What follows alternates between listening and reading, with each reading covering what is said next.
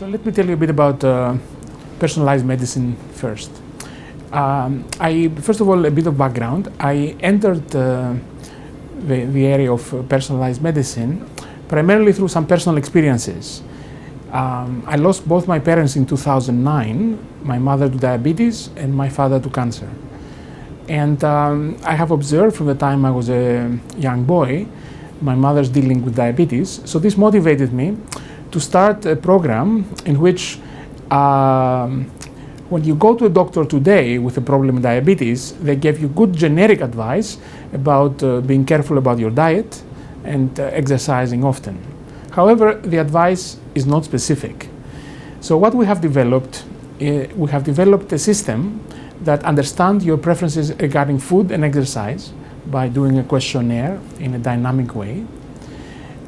We built a large database of foods in the database together with a nutritionist collaborator.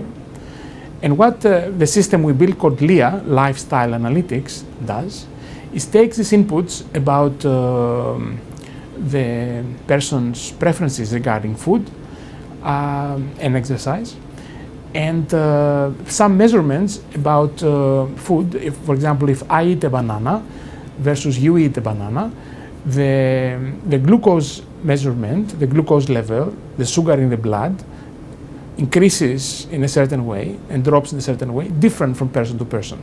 So if you have some data from this and your own preferences, and given a large database of foods and possible exercises, LIA, the system we developed, decides what to eat, when to eat, how much to exercise and when, in such a way that you maximize your preferences so that what you eat and is you like, subject to the constraint in addition that your diet is balanced, it has appropriate number of carbohydrates, proteins and so forth, fat and so on.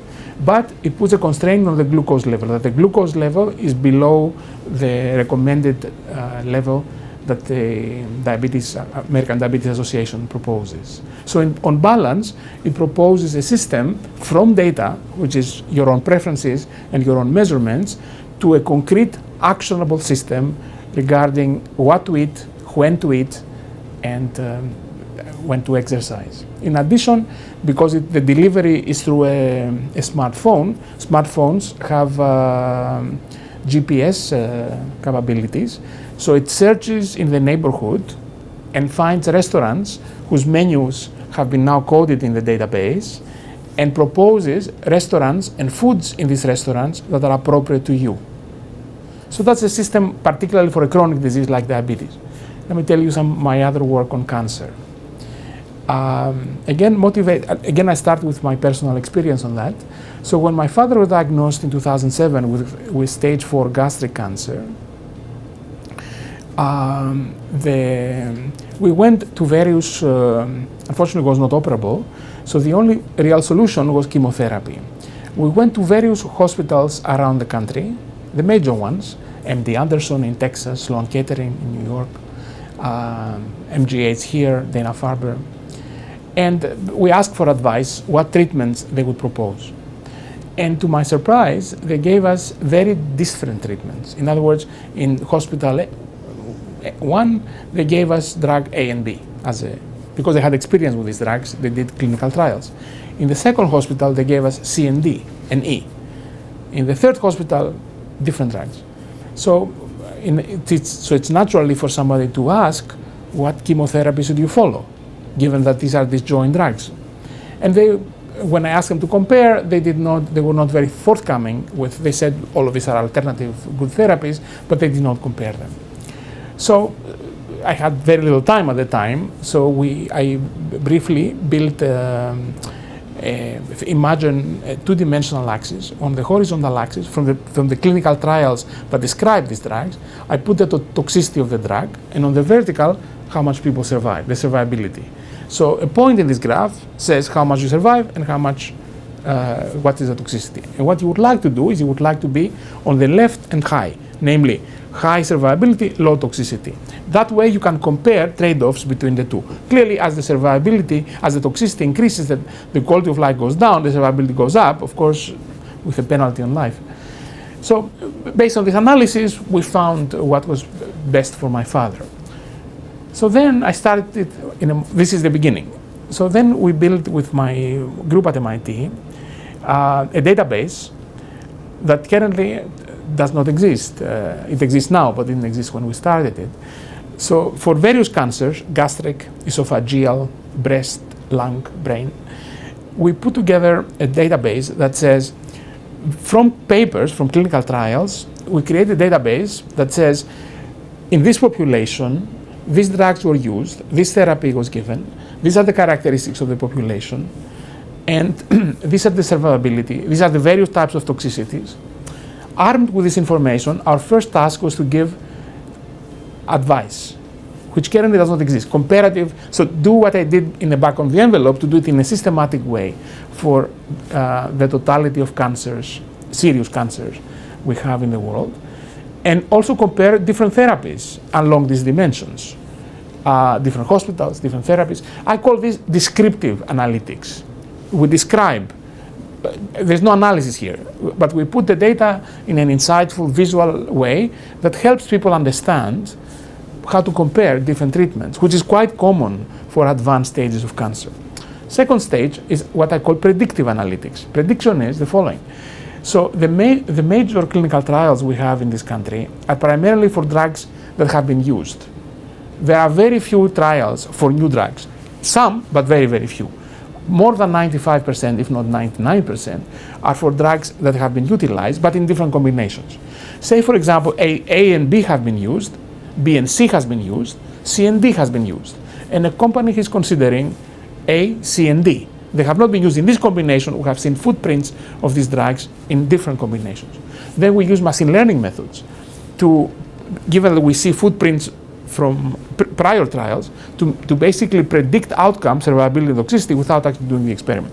And what we have found, if we start from 1990, let's say, and we go up to, let's say, 95, from the data we have seen from that 15-year period, and we try to predict the outcomes in 96, that we can predict fairly accurately. And the more data, the predictability improves quite considerably, in such a way that you can avoid significant cost. It's a clinical trial cost somewhere in the neighborhood of 10 to 30, 50 million to identify unpromising trials.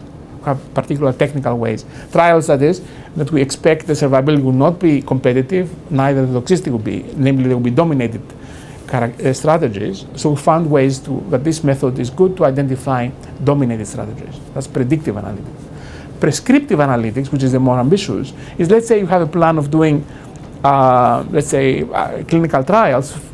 What is given what we know, given the totality of human knowledge on cancer, can we use models as opposed to human intuition to propose the next 10 trials?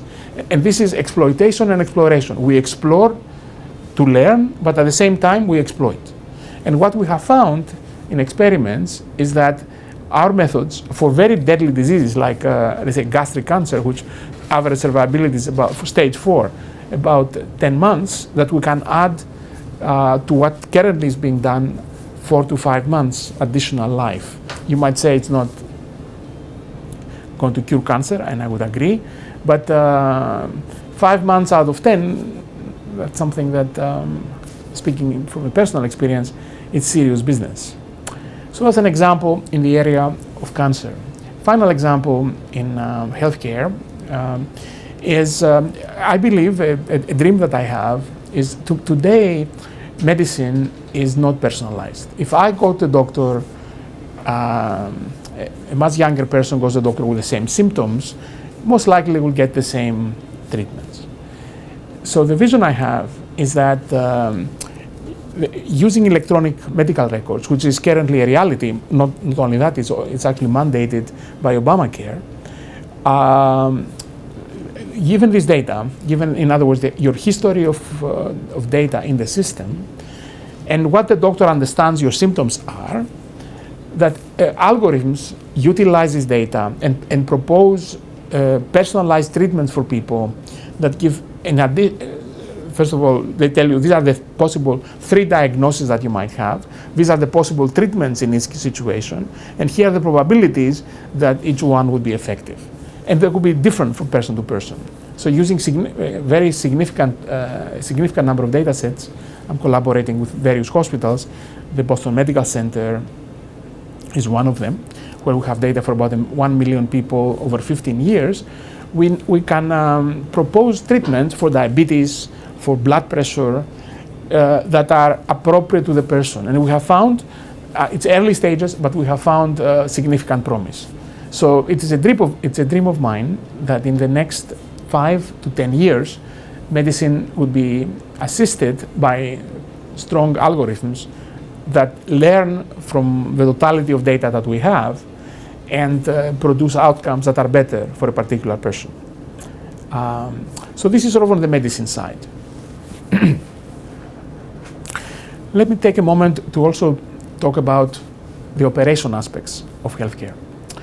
So what are the facts about healthcare? Healthcare in the United States costs of the order of $2.5 trillion, which is roughly 18% of the country's GDP.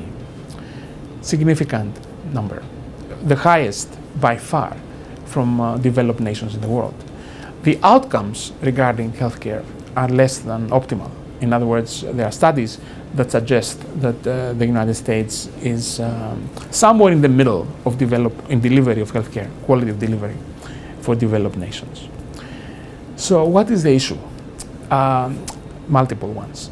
In my opinion, there are multiple components. If you look at, and I have tried to address many of them.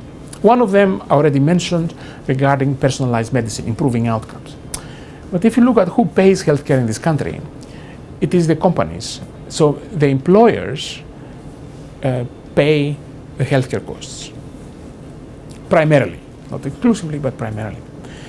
And so what we have done is the following. Using data from the claims data, so take a company of 5,000 people, let's say. So the 5,000 people, typically they have dependents. We're talking about a population of 12, 13,000 people that are insured from the company.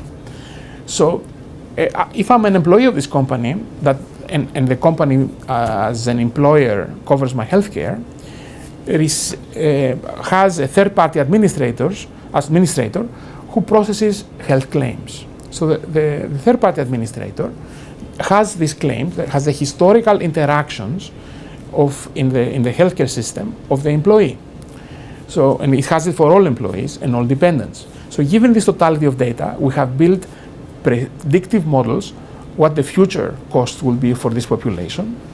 And then using optimization, prescriptive methods, we design healthcare policies that given a budget for the employer says the most I want to spend for these 5,000 people, employees, is let's say $30 million a year.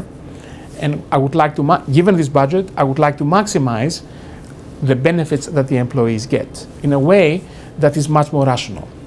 So basically using the sizable amount of data that we have for this company and others to optimize healthcare. We have done that for some companies already, and we have found that savings of the order of 10 to 15%, sometimes 20% of healthcare costs for the same quality delivered. So that's one example of where a better design of healthcare can make significant benefits. And where do the benefits come from? They come from identifying providers that provide equal quality at lesser costs, and then giving appropriate incentives to go there. Or even though big employers do not insure, they insure against very significant higher losses, what is called stop loss insurance. By appropriately designing that, you gain another 5% there. So 5% here, 10% here, 5% there. Together, I think it is possible, and we have evidence on this, is to improve the cost of delivery, quality constant, in such a way that my hope is that the United States will move in the front of the list, not in the middle of the list, in terms of cost and quality trade-off.